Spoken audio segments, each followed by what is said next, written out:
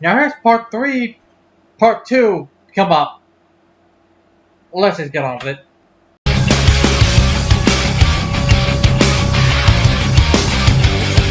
Another mission, the powers have called me away. Another time to carry the colors again. My motivation and no house wanted to defend. To win the honor of coming back home again. No explanation will matter after we begin. I'm not the dark destroyer that's buried within. My true vocation and now my unfortunate friend. You will discover all while you're unable to win.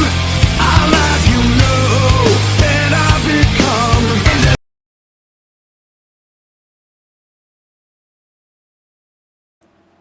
What is up, guys? It's me, Casey, here review Kids Movie Kids Shows.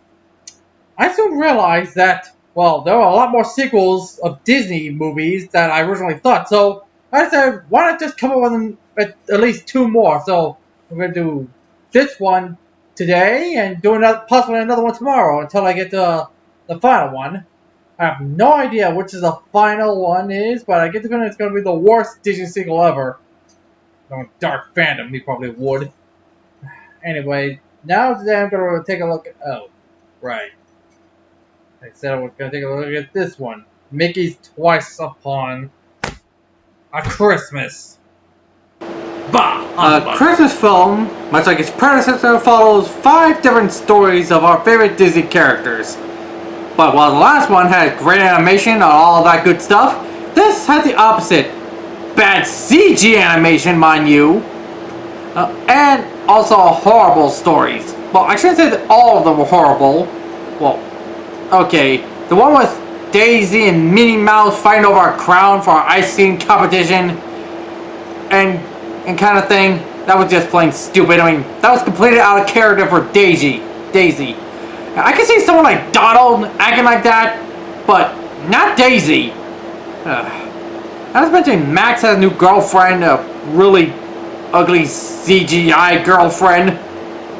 And for that matter, what was wrong with Roxanne? She was perfect.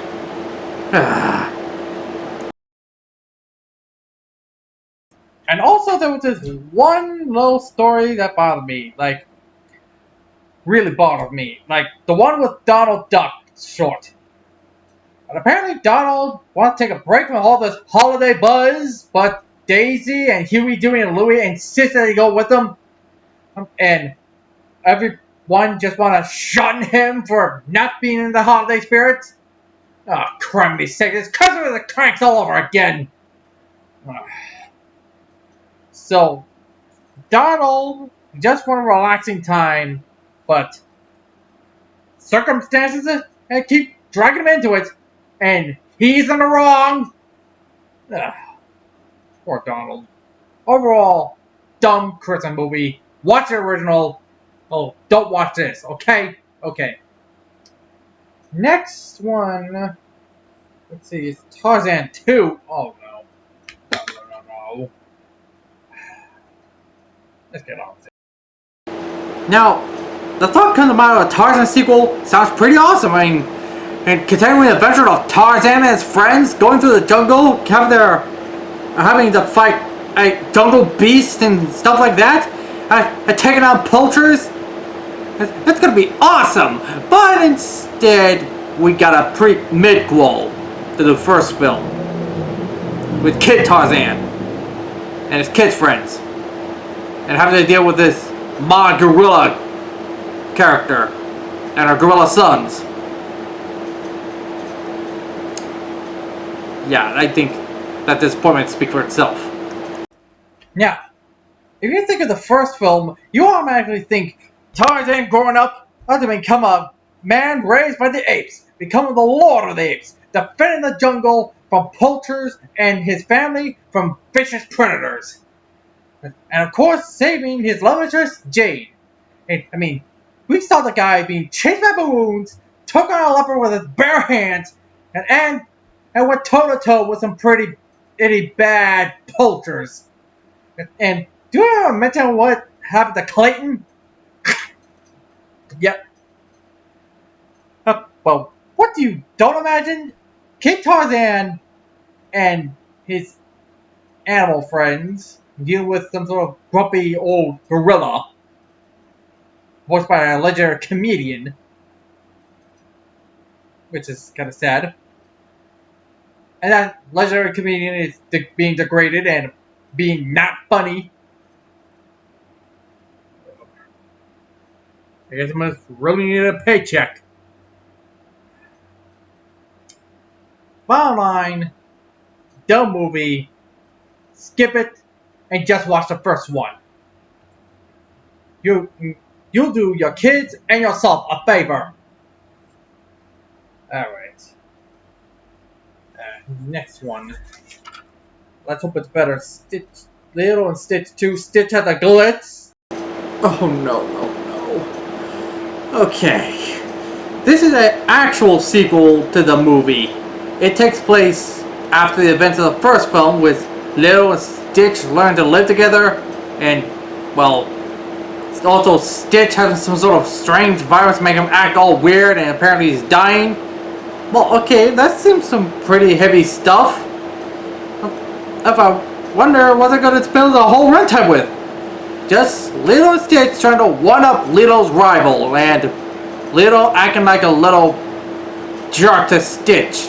After one little mishap, Lilo, have you noticed that Stitch is clearly having a problem, and you're clearly not noticing this? Come on, girl, your best friend is obviously going through something. And you're more concerned about a hula competition against this one girl that you don't like. And who in turn don't like you. And really, what is to be said about this film? Other than it's kind of boring. I mean, I do like the premise, the idea of Stitch having some sort of virus and apparently is dying. But most of the time, they really don't touch upon that. I mean, they could have easily fixed that with Lilo noticing something wrong, and Dr. Tamadukipa would have figured this out too. Well, earlier than sooner. And, well, they would have tried to find some way to help Stitch, rather than being focused on something dumb like a hula competition. Anyway, terrible movie to a great one. So yeah, scratch one.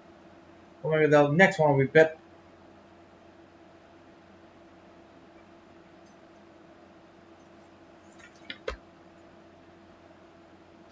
Cook to the groove!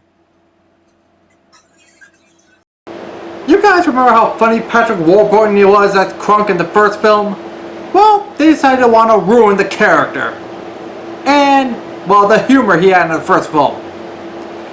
They made him unfunny, which is the biggest crime you could give to possibly one of the funniest comic relief characters in all of Disney. Boy. Hey, remember in Aladdin Return of Jafar, where it was focused on Iago? Well, I guess I want to do it again this time with Krunk, but somehow made it even more unfunny.